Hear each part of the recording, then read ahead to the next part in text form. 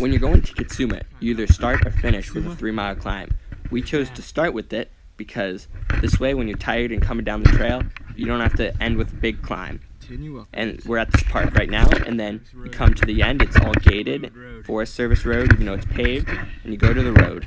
Once you're at the road, you go left, and the one and only intersection, and then you're at the trailhead. And you can identify these 2 humps. I chose to take the fun way, and pretty soon you're on your first switchback. The trail mirrors the highway, so get ready in your lower gear once you start to hear the highway, because this first switchback is brutal. Flip down, you just spin and power up it. But once you're to the top, this is what made it much more brutal than any other one. You have to do this climb, and it's steep and the leaves was slippy. I didn't quite make it up, as you'll see here right now. I'm pretty frustrated. So close. But little hike a bike and you're at the next one. This one wasn't too bad, you just can't go far out, so it's a tighter turn. And then there was some more technical climbing that I couldn't quite get up. I could make it around the switchbacks, but not up the technical climbs. Another one, not too bad. This one you have a lot of options. I just went outside because that's generally easier in my opinion. This switchback, a little more challenging because you had to go outside and it was slippy on the outside because of that rock that was in the middle. This next one wasn't too bad. Just go right up it. Not bad at all. Into some flat, which is nice.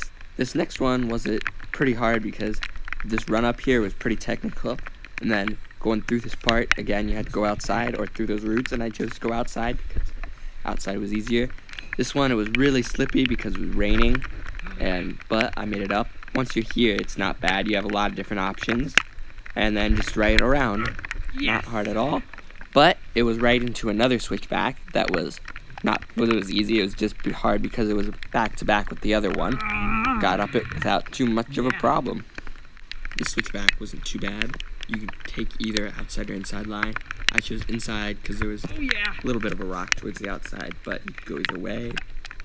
This next one's steep, but other than that, not bad at all. This one was a little more tricky because you couldn't cut inside early. You had to go outside, and there's that rock that I ended up going outside. But after that, you're up to this overlook.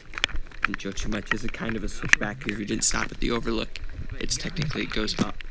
At this point, you come to an intersection, and Kitsuma overlook is the trail you want to take instead of the trail to the right. And imagine that, it's in a switchback. But it just climbs up, and at this point, you're almost to the false top, and it goes into a switchback, which is covered in pine needles, but it wasn't too bad at all. And you keep climbing, and you come to another fork. And you can go either way. You should probably go left, because this right way was pretty hard climb, and you just climbed for like over an hour. I didn't quite make it to the top. It was pretty hard. So, but you can go left. They both go to the same spot. Just this one climbs up a little more. As you can see, I didn't quite make it to the top. I'm a little frustrated, but then you're at the top. There's usually good views, and it looks like you can camp up here. But then it comes to this trail that goes down, and you're very happy at this point to not be going uphill. It goes into a turn, but then the real fun starts here. And this downhill, be prepared. It caught me a little off guard, but I made it down, cleaned it. It's pretty sketchy, but I'll leave that up to you. This downhill was so much fun, but I'll just let you guys watch it. I mean, it started with this big drop. Baby. I'll leave you from there. So once you make it down this drop, it was wet, so my back end started to slide down some of this stuff. Pretty rocky. Classic Pisgah downhill. Even though this is my first time in Pisgah, I'm calling it classic Pisgah downhill. So leave me hate down in the comments. Man, this is fun. This is where my back end really started to slide out. But if it wasn't wet, this would probably be a lot better. It's like whoever made this trail just decided we'll make it happy to stupid be hard going uphill. downhill. It's stupid steep downhill. And then it flattened out. But Genius. imagine that, it went uphill shortly. That was sick. If you guys couldn't hear, I was pretty satisfied to finally be going downhill after all that uphill. It started pretty fast, went around some berms that could be really fast if it wasn't pouring and soaked. And I just didn't want to get hurt at this point because it's a long way down, but some more berms, flow to begin with, and then you started some classic just get downhill, which I slid out on, That is wet. but not bad at all. And then you went uphill again, unfortunately. This was kind of technical, but it wasn't bad. Some more switchbacks here, going up to the real top. This one wasn't too hard, just you had to go outside, at least I did, because I didn't want to power straight through the middle. And at your top, it's not really a bald, but you could have good views here in the winter when it's not raining out. But not too bad. And now I licked the camera because I found it amusing, so I put it in the video. Hate me in the comments. And I left a lot of downhill out because it was really shaky, because I just mounted on my head. I don't have a gimbal or anything. But this climb was tough.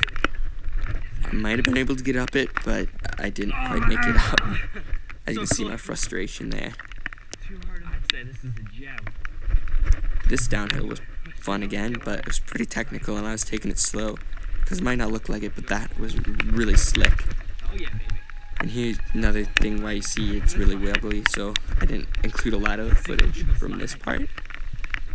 Especially in this mud.